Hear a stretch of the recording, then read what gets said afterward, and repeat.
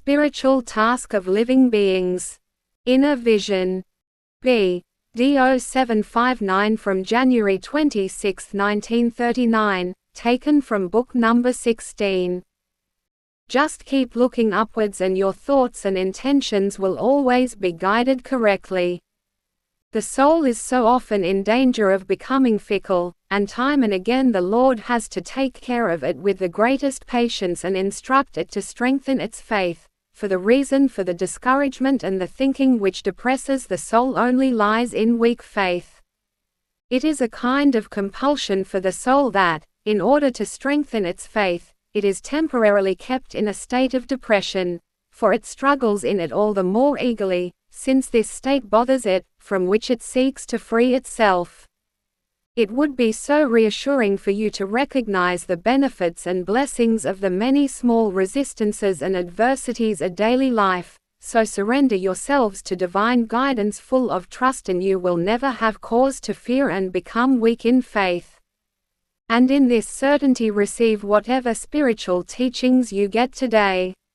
Every being, no matter how small, is necessary in God's creation, yet man is not aware of the nature and purpose of its task.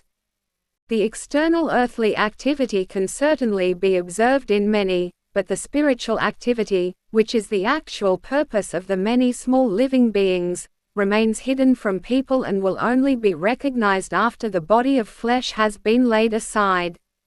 If you humans could take a look into the realm of the active spirit world, you would be astonished.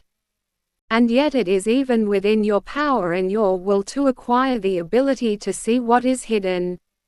In order to be able to recognize the activity of all, even the smallest beings, it is enough to immerse yourselves in the glories of God's creation, a rock-solid belief in God's love and omnipotence and a willing opening of the heart.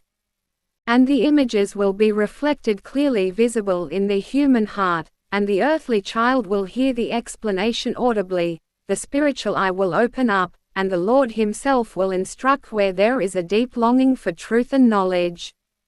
And you will recognize the restless activity on earth and in the beyond. You will see that every being has to fulfill its task, which has a far greater spiritual effect than an earthly one, even though the latter activity is likewise necessary for the existence of the whole of creation.